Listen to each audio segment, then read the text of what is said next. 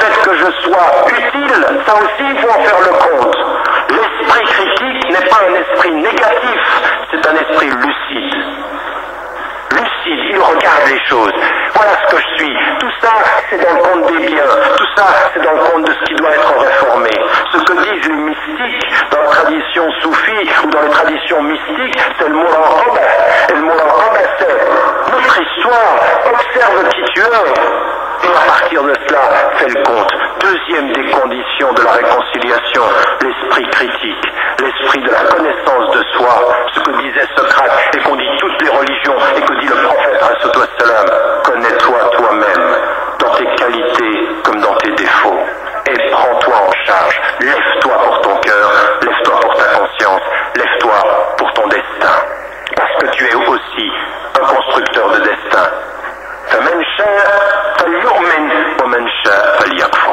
Que celui qui veut croit et que celui qui veut nie. Au bout du compte, tu as une nécessité de prendre une décision.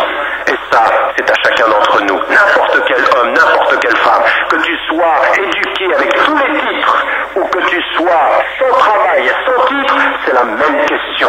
Prends-toi en charge. Regarde-toi tel que tu es. La troisième des conditions de cette réconciliation-là, c'est de savoir, quand on s'est regardé, utiliser ses qualités pour réformer ses défauts. Et utiliser ses qualités pour réformer ses défauts, c'est une des dimensions qui est toujours importante dans notre cheminement spirituel. Qu'est-ce que ça veut dire? Ça veut dire qu'il faut, dans la réconciliation, si on veut vraiment aller vers la paix, il faut être positif. Il faut regarder toutes les qualités et les utiliser pour pouvoir changer ses défauts. Quand on a un peu de générosité, utiliser cette générosité pour aller contre son égoïsme. Quand on a un ego surdimensionné, travailler à servir le plus pauvre. Comme le prophète ﷺ le demandait. Allahumma nas'aluka hubbal masakin. Nous te demandons l'amour des pauvres. Le prophète ﷺ, qui est venu pour changer le monde entier, s'est intéressé aux pauvres. Autour de la mosquée du prophète ﷺ, il y avait des pauvres. C'est-à-dire qu'il va utiliser les qualités de générosité pour maîtriser tout ce qui pourrait être l'arrogance. Il faut utiliser ces qualités. Et chacun et chacune ici, femme ou homme, vous devez, dans ce travail de réconciliation personnelle, faire le compte de vos qualités et les utiliser pour réformer vos défauts. Il y en a parmi vous ce soir qui sont colériques. Il y en a qui sont égoïstes. Il y en a qui sont généreux en public et égoïstes en privé. Il y a même des hommes qui battent leurs femmes. Même ça. Et qui peuvent citer le Coran en disant لَقَدْ كَانَ لَكُمْ فِي رَسُولِ اللَّهِ أُسْوَةٌ حَسَنَةٌ. Il y a dans l'envoyé de Dieu le meilleur des modèles, et qui oublie que le meilleur des modèles n'a jamais frappé une femme. Il y a même des gens, ici parmi vous, des femmes et des hommes qui parlent mal à leurs enfants. Il y a même des enfants qui ne respectent pas leurs parents. Et pourtant, chacun ici a des qualités. Il faut utiliser ces qualités pour transformer ses défauts. Parce que tout cela, ce sont des défauts. Parce que ça n'est pas admissible de mal parler à sa mère, de maltraiter son père, de ne pas respecter ses enfants, de maltraiter son épouse, de ne pas respecter et de maltraiter son époux. Ça n'est pas admissible de ne pas respecter le pauvre, de ne pas respecter le marginal ou le marginalisé dans la société, ou de faire des discriminations racistes. Ça n'est pas acceptable. Et donc, cette dimension-là, d'utiliser ces qualités et de comprendre comment on doit vivre avec ça. Il faut se souvenir qu'il y a deux forces dans le fait d'utiliser ces qualités et d'utiliser ces qualités pour changer et réformer ses défauts. La première, c'est la force de la douceur. Quand vous vous regardez positivement, quand vous regardez vos qualités, vous dites j'ai ces qualités-là, je peux changer ces défauts, vous devenez doux avec vous-même et vous changez les choses avec douceur. Vous savez, il y a un homme sur la terre qui disait avec beaucoup d'arrogance, il disait « Ana rabbukumul a'la » « Je suis votre Dieu le Très-Haut ». Cet homme, il vient de mon pays d'origine. Il vient de l'Égypte. Et c'était Pharaon. Et Allah va choisir un homme, celui qui va être le messager du judaïsme et des juifs, et qui s'appelle Moussa alayhi salam. Et il l'envoie avec son frère Haroun et il lui dit « Allez vers lui, وَقُلَا لَهُ قَوْلًا لَيِّنًا لَعَلَّهُ يَتَذَكَّرُ أَوْ يَخْشَى » Dites-lui des paroles douces, peut-être va-t-il se souvenir et va-t-il avoir peur. Des paroles douces, un homme qui a l'arrogance de dire Ana rabbukumul a'la. Et Allah envoie un messager et lui dit des paroles douces. La douceur fera beaucoup plus que l'agressivité. Vous savez, il faut que chacun d'entre vous se parle comme Moussa parlait à Pharaon. Que chacune et chacun ici parle à son cœur comme Moussa parlait à Pharaon. Des paroles douces. Peut-être vous allez vous souvenir et peut-être allez-vous changer et avoir peur. Soyez doux, la force de la douceur déplace les montagnes. L'agressivité ne déplace que le vent de votre voix. Votre voix agressive déplace du vent, la douceur déplace des montagnes et a ébranlé Pharaon. Elle a ébranlé celui qui disait « Je suis votre Dieu le Très-Haut ».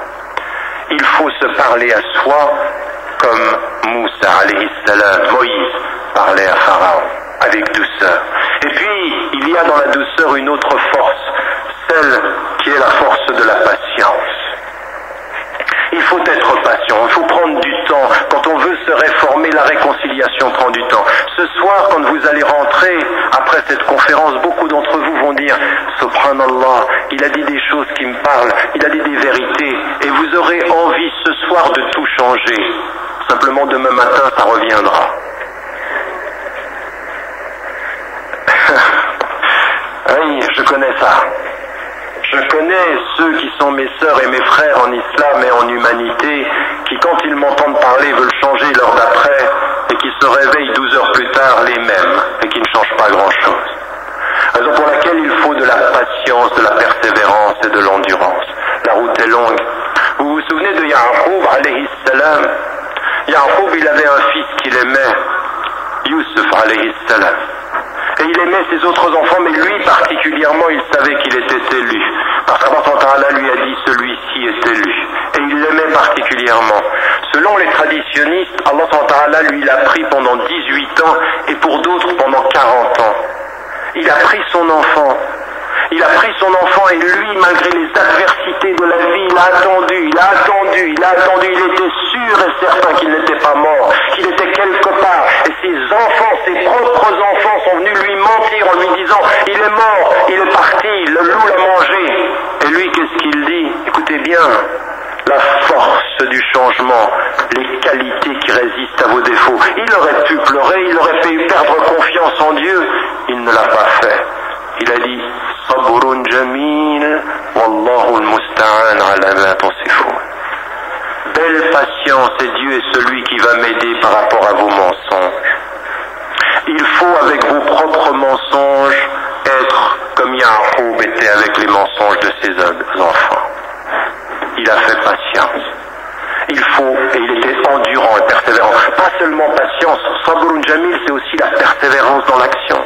Vous allez vous mentir à vous-même, vous allez vous tromper vous-même, vous allez dire des choses qui sont fausses, vous allez agir contre vous-même, et malgré tout, il faut avoir la force de la patience et de la persévérance. Comme Ya'qub était avec le mensonge de ses enfants, soyez avec le mensonge de votre cœur, endurant, persévérant, échangé, en vous rappelant que quoi que vous ayez fait, Allah pardonne, parce qu'il dit dans le Coran قل يا عبادي الذين أسرفوا على أنفسهم لا تقنطوا من رحمة الله إن الله يغفر الذنوب جميعا. Ô vous qui agissez contre vous-même, ne désespérez pas de la miséricorde de Dieu. Dieu pardonne tous les péchés. Donc il faut, avec son cœur, être comme Ya'qub était avec ses enfants. Tu me mens, mais je me bats. Tu me mens, tu veux me mentir, mais je vais résister. Jusqu'à ce que la vérité s'installe dans mon cœur, jusqu'à ce que j'ai gagné la partie. Sabrun jamil, belle persévérance. Il faut qu'elle soit belle, il faut qu'elle soit digne. Elle a la force de la douceur, elle a la beauté de la longévité. Il faut que chacun d'entre nous réfléchisse à cela et puisse faire ce travail, Inch'Allah, dans la patience. Et puis, il y a une quatrième condition de la réconciliation. Cette condition de la réconciliation, c'est de se souvenir que Allah subhanahu wa ta'ala, quand nous sommes sincères, Dieu, quand nous sommes sincères, quand nous venons à lui, il effacera les péchés. Parmi les conditions du pardon, il y a le fait de demander pardon, et si nous sommes sincères, d'être persuadés que Dieu va effacer. Il est celui qui revient et qui efface les péchés. Comme nous l'a chanté tout à l'heure notre cher, Innaka anta afuun tuhibbul afwa fa'fu anna, où tu es le pardonneur. Tu aimes le pardon, tu es celui qui est le pardonneur par excellence. Pardonne nos péchés, pardonne ce que nous avons fait. Cette dimension du pardon, elle est importante et il faut savoir que quand il nous pardonne, tout s'efface. Ce matin, lorsque nous faisions la prière de Jum'a, la prière du vendredi, il y a un jeune garçon qui est venu se convertir à l'islam. Au moment où il a dit la shahada, au moment où il va faire el-Rus, c'est-à-dire la purification rituelle, il est né à nouveau. Il est comme né. Il n'a plus de péché. Le passé est effacé, une nouvelle vie commence. Chaque fois qu'une femme, chaque fois qu'un homme se retourne vers Dieu avec la sincérité, qu'il peut mettre les mains comme ceci et lui demander avec toute la sincérité de son cœur, je te demande pardon, je ne veux plus y revenir, je ne veux plus ça, c'est effacé, la page est blanche. Il faut être persuadé de cela. Ça fait partie de notre foi, ça fait partie de la confiance. Bats-toi, lève-toi, parce que si tu sais, et si tu peux, et si tu veux, alors tu pourras devant Dieu, mais il faut faire ce travail-là, il faut se prendre en charge, il faut entrer dans cette communication avec Dieu, de lui demander d'effacer la page. Et quand on lui a demandé avec la blancheur de son cœur, la blancheur de la page, la blancheur du passé est une réalité.